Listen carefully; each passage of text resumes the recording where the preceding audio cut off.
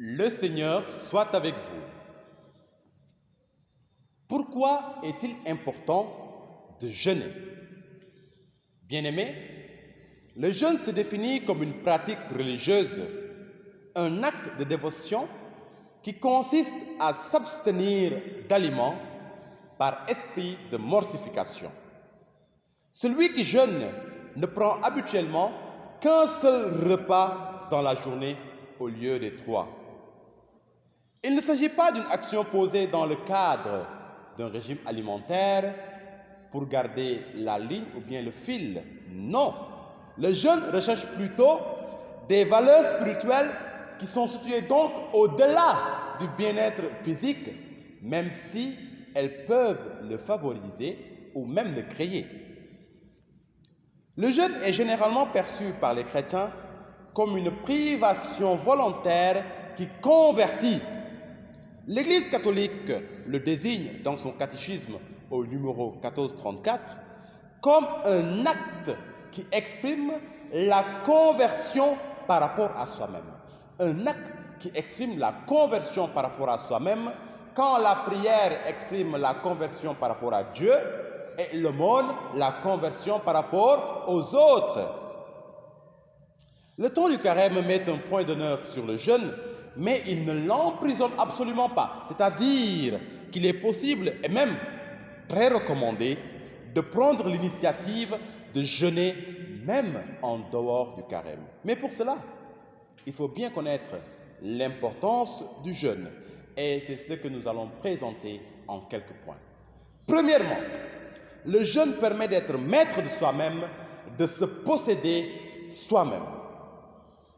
Le fait de pouvoir observer le jeûne aux jours prescrits, à savoir le mercredi des cendres et le vendredi saint, et aux conditions fixées, quand vous avez 18 ans accomplis jusqu'à 59 ans accomplis, sauf cas de maladie ou bien de situation qui vous empêche véritablement de pouvoir jeûner, ou bien le fait de pouvoir observer le jeûne par initiative personnelle, traduisent ensemble et de manière éloquente que l'on a le pouvoir sur soi-même, que l'on a le pouvoir sur son propre corps, sur son âme, sur ses pulsions, sur la faim, sur la soif, sur la fatigue et que sais-je encore.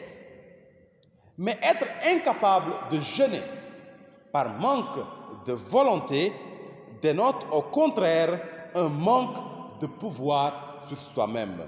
Et pour cela, je vais vous rapporter l'histoire d'un négociant catholique qui avait affaire en ville. Un vendredi de carême, il se rendit dans un restaurant et commanda un dîner très maigre.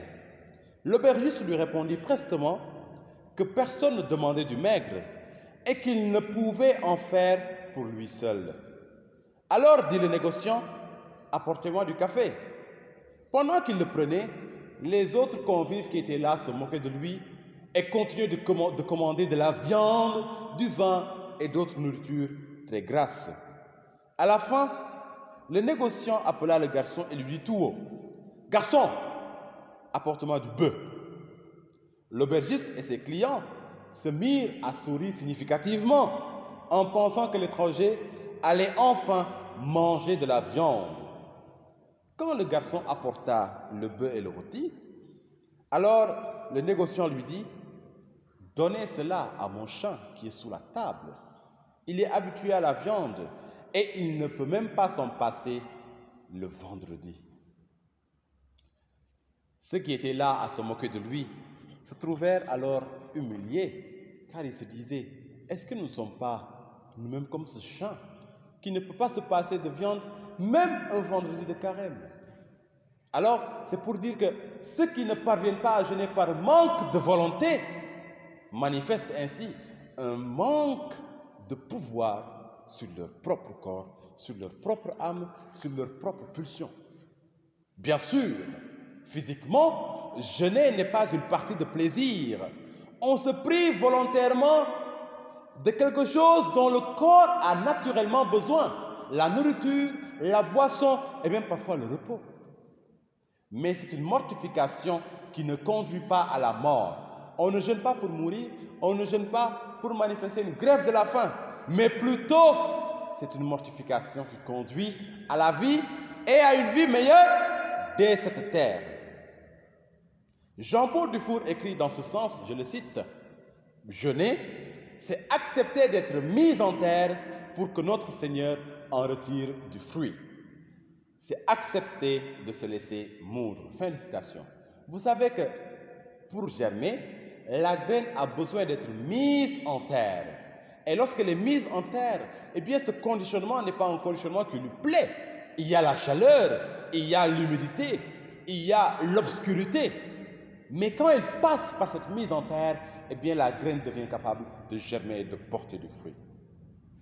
En jeûnant donc, bien-aimé, tu acceptes de devenir faible afin d'être plus fort contre toi-même. Tu acceptes de te priver volontairement afin d'être plus riche de Dieu, plus riche aux yeux de Dieu, plus rempli de grâce pour ton prochain. Deuxièmement, le jeûne détruit l'orgueil et favorise l'humilité. Dans le langage biblique, le verbe jeûner a plusieurs synonymes tels que s'affliger, s'humilier, mortifier son âme.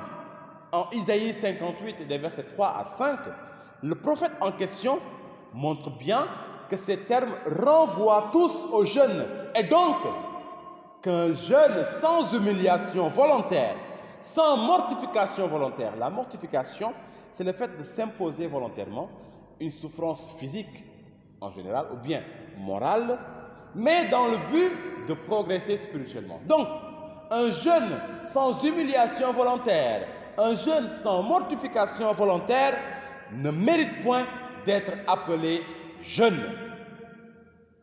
Si ton jeûne, bien-aimé, laisse ton orgueil parfaitement intact, revois alors ta manière de jeûner. Revois l'intention qui t'anime lorsque tu jeûnes. Revois le contenu spirituel que tu mets dans ton jeûne. Nul ne peut vraiment s'adonner au jeûne, en effet, et demeurer esclave de l'orgueil. Car, tandis que le jeûne t'abaisse au-dessous de tes facultés physiques et même parfois intellectuelles, l'orgueil, lui, t'emplit de vanité, te fait croire que tu es au-dessus des autres, te donne une opinion trop avantageuse et souvent exagérée et erronée de ta propre personne. Le jeûne t'abaisse, tandis que l'orgueil t'élève. Ce sont deux chemins qui n'ont aucune chance de se croiser. Face à l'ingratitude de ses ennemis, face à leur mauvais comportement, le psalmiste, pour sa part, a choisi d'adopter l'humble attitude du jeûne. Psaume 35, versets 11 à 13. De faux témoins se lèvent. Ils m'interrogent sur ce que j'ignore. Ils me rendent le mal pour le bien. Mon âme est dans l'abandon. Et moi, quand ils étaient malades, je revêtais un sac. J'humiliais mon âme par le jeûne. Je priais, la tête penchée sur mon sein. Alors, bien-aimé, en jeûnant, sache que tu es en train de travailler et déguiser en toi la vertu la plus agréable à Dieu qu'il a lui-même manifestée en Jésus-Christ, à savoir l'humilité. Recherches-tu l'humilité de toutes tes forces? Exerce-toi alors au jeûne, car troisièmement, le jeûne est très utile à la conversion du cœur.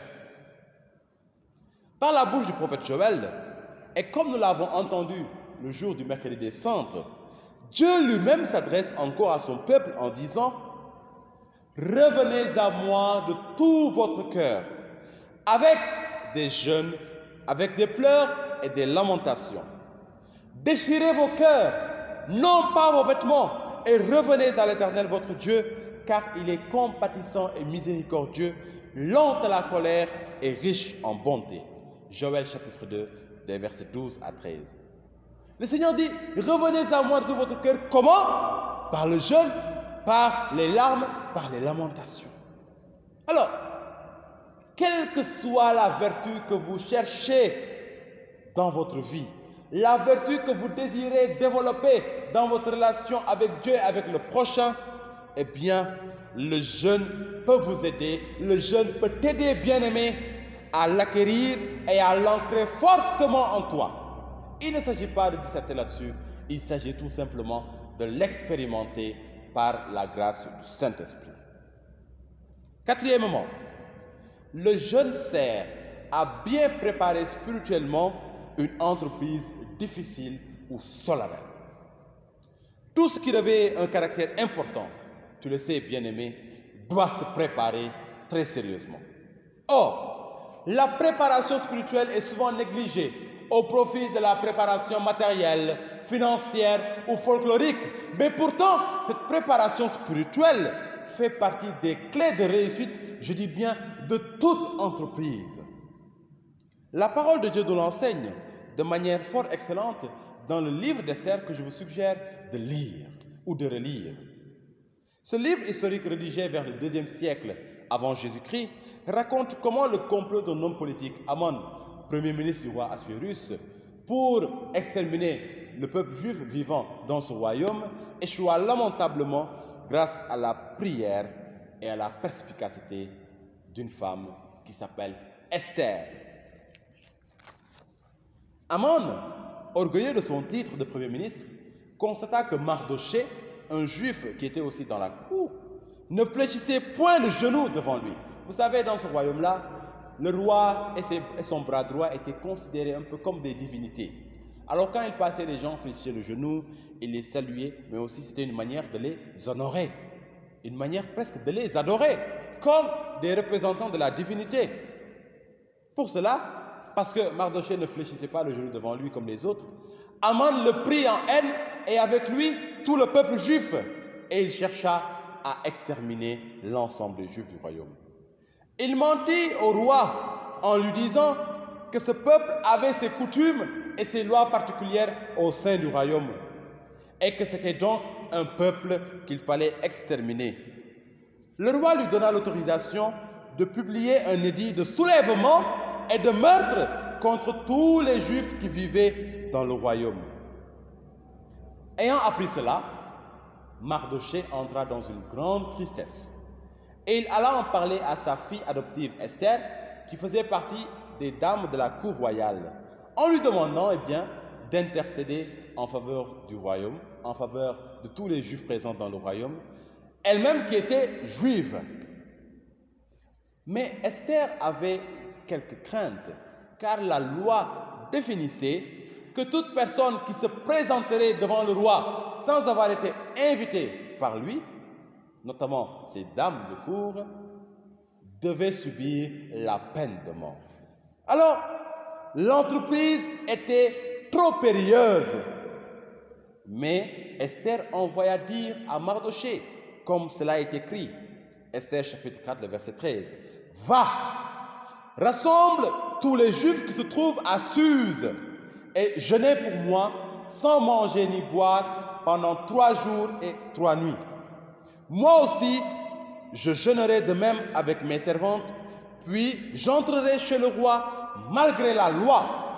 Et si je dois mourir, alors je mourrai. » Nous allons voir maintenant les événements de la suite, comme cela est écrit dans le livre d'Esther, chapitre 5, des versets 1 à 3. Le 3e jour, donc en plein jeûne, Esther mit ses vêtements royaux et se présenta dans la cour intérieure de la maison du roi.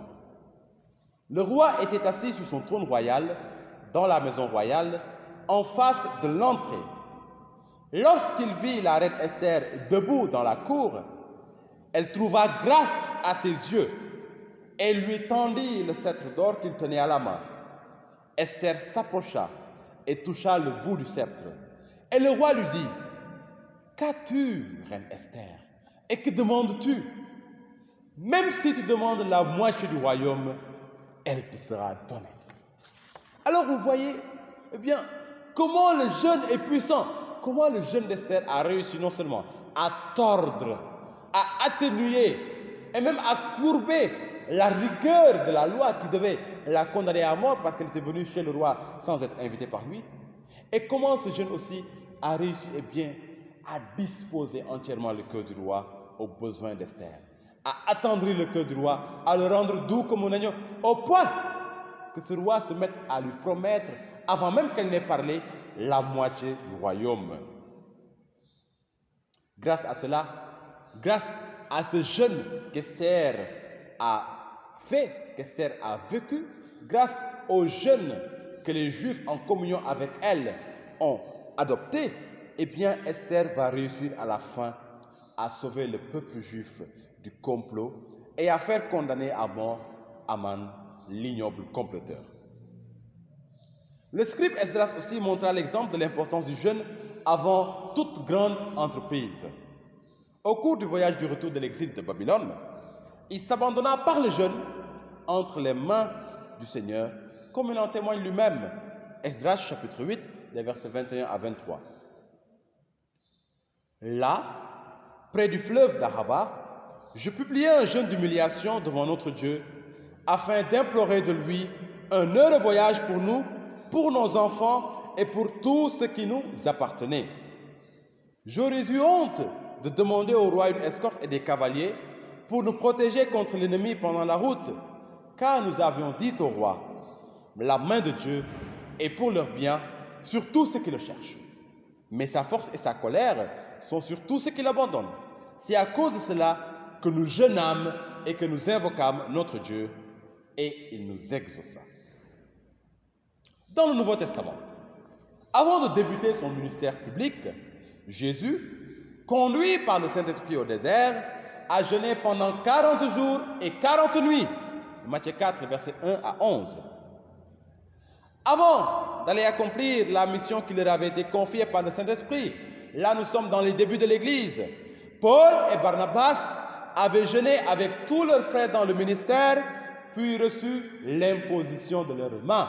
Actes chapitre 13, des versets 1 à 3. Avant de nommer des anciens, c'est-à-dire des prêtres du grec presbytéroi, dans chaque église, Paul et Barnabas avaient prié, ils avaient jeûné, puis les avaient enfin recommandés au Seigneur.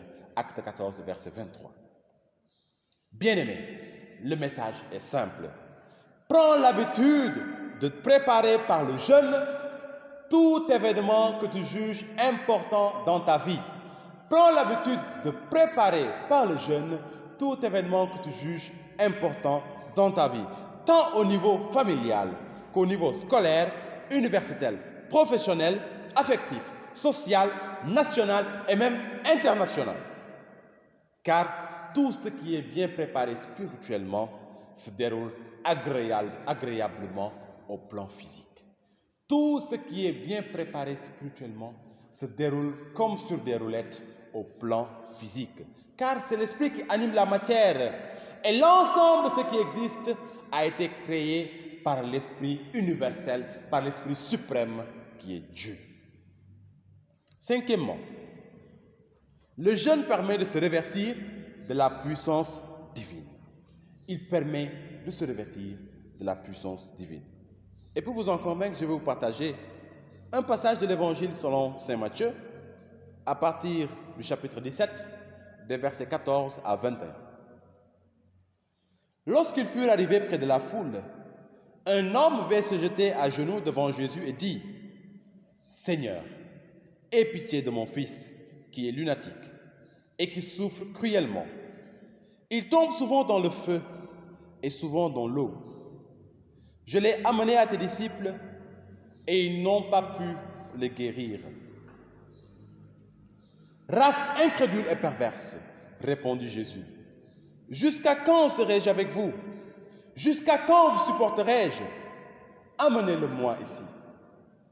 Jésus parla sévèrement au démon qui sortit de lui et l'enfant fut guéri à l'heure même. Alors les disciples s'approchèrent de Jésus et lui dirent en particulier, « Pourquoi n'avons-nous pas pu chasser ce démon? » « C'est à cause de votre incrédulité, leur dit Jésus. Je vous le dis en vérité, si vous aviez de la foi gros comme un grain de sénévé, vous diriez à cette montagne, transporte-toi d'ici là, et elle se transporterait. Rien ne vous serait impossible. Mais cette sorte de démon ne sort que par la prière et par le jeûne. cette sorte de démon ne sort que par la prière et par le jeûne. Ces démons têtus peuvent être en toi ou chez les autres. Des résolutions ne suffisent pas à les faire partir. Les paroles, les cris, les chants, les pleurs ne suffisent pas à les faire partir s'ils ne sont accompagnés de la puissance de la prière et du jeûne. Ainsi, lorsque tu fais face à ces démons en toi-même, il y a par exemple des personnes qui sont persécutées par le démon de la masturbation, qui ont pris 1000 résolutions mais qui ne s'en sortent pas, qui retombent toujours dans ce péché. Quand tu fais face aussi à ce cas de figure, à ce type d'esprit têtu chez les autres, qui reviennent souvent, qui reviennent tout le temps, qui ne les abandonnent jamais, malgré les résolutions, malgré les nombreuses prières, alors que faut-il faire? Prie et jeûne jusqu'à ce que ces démons soient affaiblis et décampent au nom de Jésus. C'est le conseil que le Maître lui-même nous a donné.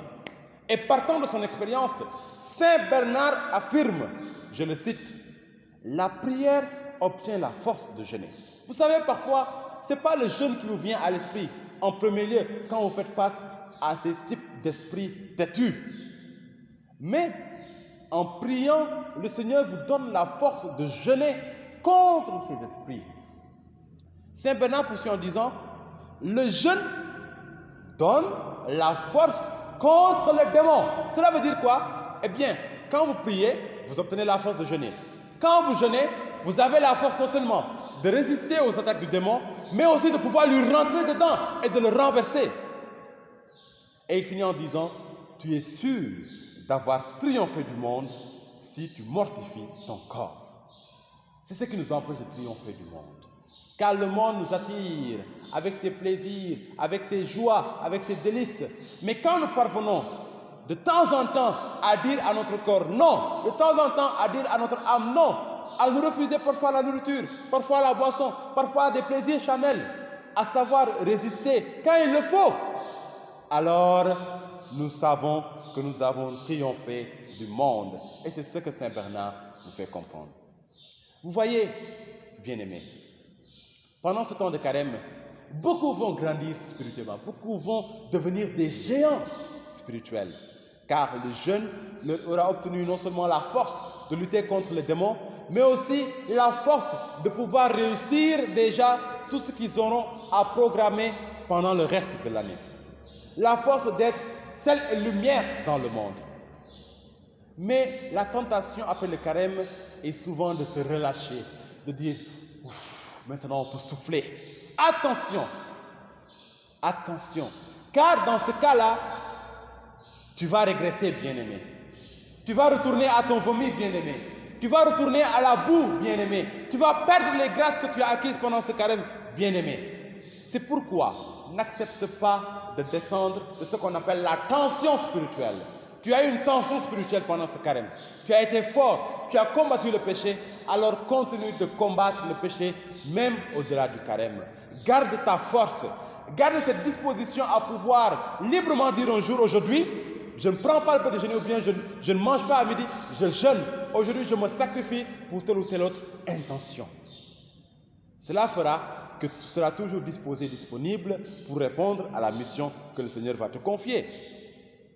Beaucoup vont se demander suite à cela, eh bien, comment jeûner alors? Sachez qu'il y a plusieurs types de jeûnes. Nous en avons parlé tout à l'heure, et il y a ce que l'on appelle le jeûne d'Esther, qui dure 3 jours et 3 nuits. C'est un jeûne au cours duquel vous n'allez ni manger ni boire pendant 3 jours et 3 nuits. Il y a le jeûne ordinaire. C'est le jeûne que nous faisons le plus souvent, qui consiste à ne prendre qu'un seul repas au lieu de 3 dans la journée. Cela veut dire que si vous ne mangez que le matin, vous n'allez plus manger jusqu'au lendemain matin à l'heure du petit déjeuner. Il y a ce que l'on appelle le jeûne au pain et à l'eau, que beaucoup ne connaissent pas. Comment se fait ce jeûne-là? Alors, vous allez prendre 3 repas. Au petit déjeuner, au lieu de prendre votre hamburger, ou bien votre croissant, ou bien votre bol de tchéré bien lourd, vous allez prendre seulement du pain et de l'eau. Et dans le pain là, il n'y a pas d'agrément. Du pain nu, si vous voulez. Du pain et de l'eau. À midi, au lieu de votre tiep ou que sais-je encore, vous prenez du pain et de l'eau. Et le soir, vous prenez encore du pain et de l'eau.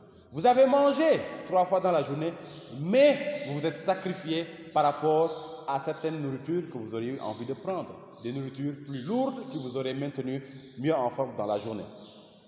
Ça, c'est ce qu'on appelle le jeûne au pain et à l'eau. Beaucoup de saints s'adonnaient à ce jeûne-là dans le désert. Et il y a ce que l'on appelle le jeûne de retenue. Le jeûne de retenue consiste à manger, mais à s'arrêter avant rassasiement. C'est-à-dire que voilà, j'ai faim, on me présente le repas, je mange, mais je m'arrête avant d'être rassasié. Je me sacrifie. Je décide en moi-même de ne pas arriver à ce stade. Et même par rapport à la boisson, je sais que moi, par exemple, tel nombre de bières va me conduire à être ivre, tel nombre de flaques ou tel nombre de bouteilles de vin. Alors je décide, même en buvant, de ne pas atteindre ce nombre-là. Si c'est 6 bières, par exemple, qui te saoulent, bien-aimé, eh bien, quand tu fais le jeûne de retenue, dis-toi par exemple que je vais prendre une seule bière ou bien 2 bières. C'est un sacrifice qu'il ne faut pas minimiser, car c'est un sacrifice qui peut porter beaucoup de fruits aux yeux du Seigneur. Et il y a ce qu'on appelle aussi le jeûne de goût. Vous savez, ces 2 jeûnes que nous avons énumérés en dernier lieu, vous pouvez le faire même quand vous êtes avec les autres sans qu'ils se rendent compte que vous avez jeûné. Le jeûne de goût consiste en fait, quand vous mangez avec les autres, à ne sélectionner que les choses que vous n'aimez pas et à les laisser manger les choses que vous préférez. Vous vous sacrifiez. Et le Seigneur, il voit bien que toi, bien-aimé, toi, tu préfères par exemple la patate, la carotte et tout, mais tu choisis de manger les choses que tu n'aimes pas et de laisser les autres profiter de ces choses. C'est un sacrifice, c'est une mortification, c'est une renonciation. Et c'est un jeûne qui reste foncièrement secret entre le Père et toi, même si les autres sont en train de te voir manger. Alors, sans chercher à établir une hiérarchisation entre ces différents types de jeûnes que nous avons énumérés du point de vue de leur efficacité, à savoir le jeûne d'Esther, le jeûne ordinaire, le jeûne au pain et à l'eau, le jeûne de retenue, le jeûne de goût, eh bien, il convient de préciser, bien-aimés, qu'en même temps que vous jeûnez, il faut que votre cœur soit disposé, que votre cœur soit ouvert, que votre cœur désire se convertir, qu'il soit ouvert au Saint-Esprit, ouvert au prochain, quel qu'il soit, quelle que soit sa religion, quelle que soit sa situation. Et d'autre part, que votre cœur soit fermé à la colère, à la jalousie, à la rancune, à l'orgueil, à la haine, au ressentiment, à l'envie, à la critique facile, à la médisance, à la comparaison. Et surtout, pas d'ostentation. C'est ce que le Maître nous a recommandé. L'ostentation, c'est le fait de vouloir que tout le monde voit. Le ngistal, pas d'ostentation. Le Maître a dit, quand tu jeûnes, parfume-toi la tête et lave-toi le visage. Ainsi, ton jeûne ne sera pas connu des hommes, mais seulement de ton Père qui est présent au plus secret. Et ton Père qui voit au plus secret te le rendra. Matthieu 6, des versets 16 à 18. Quand vous jeûnez, nous dit le Maître, ce n'est pas la peine de prendre une mine qui va faire que tout le monde se rende compte que vous avez jeûné, ou bien d'adopter des attitudes qui vont vraiment chanter devant tout le monde que vous avez fait cet effort. Quand tu jeûnes, bien-aimé, ce n'est pas la peine de prendre la bouche, de la mener à Dakar, le nez à Thiès, les oreilles à Ziguinchor. Non! Le Seigneur dit, quand tu jeûnes, lave-toi. Sois vraiment élégant. Que rien en toi ne laisse les autres soupçonner que tu as jeûné, pour résumer. Et alors, ton jeûne sera un jeûne secret et il sera récompensé par le Père. Voyez-vous que quand la reine Esther se rendait chez le roi Assuérus, alors qu'elle était en plein jeûne depuis déjà 3 jours, 2 jours et 2 nuits, donc elle était au 3e jour, eh bien, elle se parfume, elle s'habille de vêtements de reine et elle se rend chez le roi. Le roi ne pouvait pas imaginer que cette femme qui était devant lui n'avait pas mangé et bu depuis 2 jours et 3 nuits.